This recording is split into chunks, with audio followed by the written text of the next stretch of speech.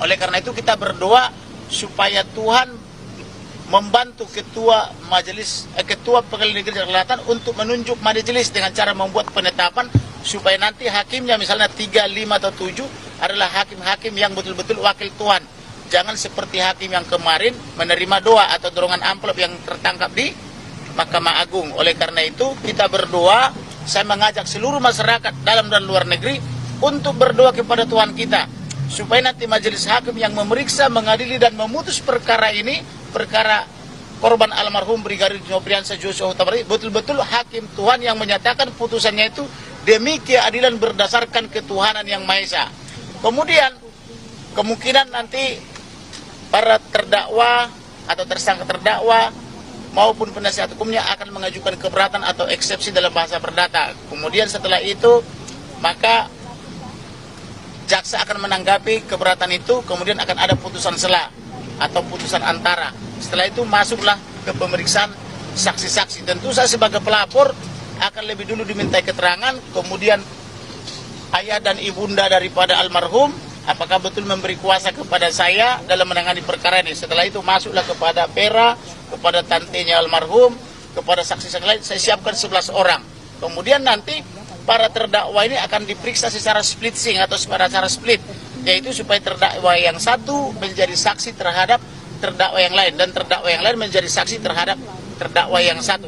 Kira-kira gitu, begitu nanti strateginya. Kemudian dalam perkara ini nanti akan ada penggabungan atau kumulasi, jadi dakwaan bersifat kumulatif, yaitu para pejabat polisi yang melakukan dugaan pembunuhan terencana juga dia terkena obstruction of justice atau menghalang-halangi penyidikan, menghilangkan barang bukti, merusak barang bukti, maka itu mereka nanti akan digabungkan perkaranya dan kemudian juga nanti demikian juga tuntutannya. Kemudian pasal yang digunakan tentu pasal yang terberat, yaitu pasal 340 KUH pidana itu tentang pembunuhan terencana, junto 338, junto 5556 KUH pidana.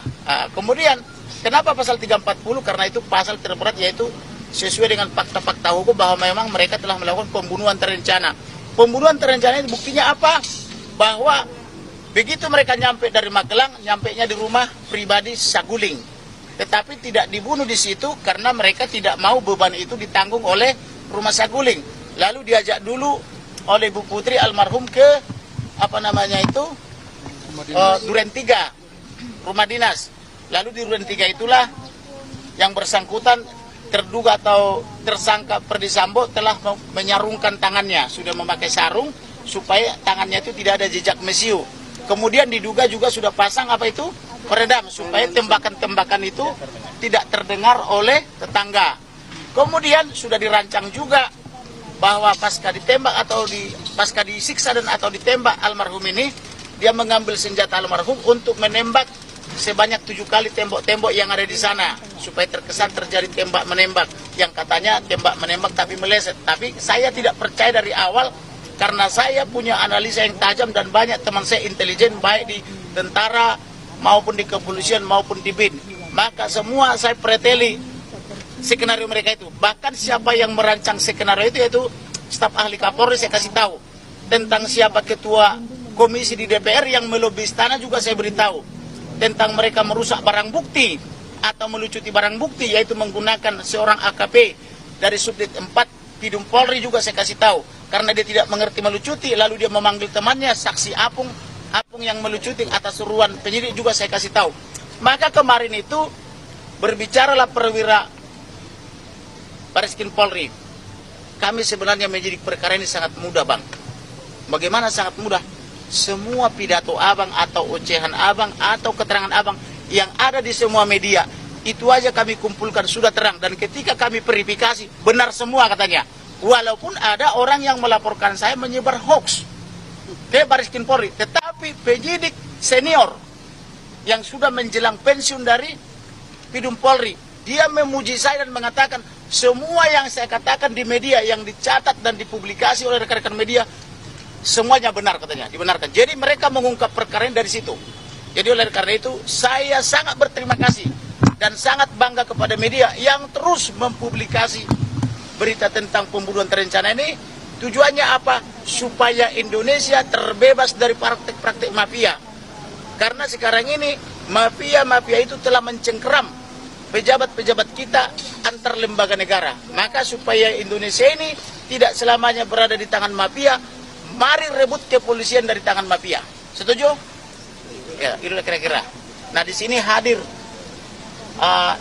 itu saya, mamanya almarhum Brigadir Joshua. Beliau ini belum pernah bicara ke media. Saya hadirkan untuk menjelang persidangan. Di tengah-tengah hadir ini, kalau bahasa Batak sebenarnya Namboro atau putri saya bapaknya. Ini putri saya, sangat cantik sekali. Kemudian di sebelah kanan saya hadir ayahandanya, yaitu Pak Samuel Huta Barat.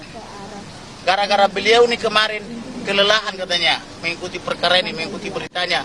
Dia bilangnya kayak gasing. Akhirnya muncul hoax di media mengatakan Kamarudin Simanjuntak menyerah. Saya tidak menyerah dan beliau sekarang tidak menyerah juga, tapi kelelahan. Nah, kemudian hadir juga itu saya yang luar biasa, Irma Huta Barat, yang juga mengorbankan segala sesuatu buat menangani perkara ini. Hadir juga rekan-rekan saya, ada Martin, ada Johannes, ada Febri, ada juga kerabat daripada putri saya ini Jenderal Angkatan Darat Purnawirawan Sabar Simanjuntak. Ada juga rekan lainnya Colonel Somana, ada Sabar, ada dua Sabar advokat dan Sabar tentara.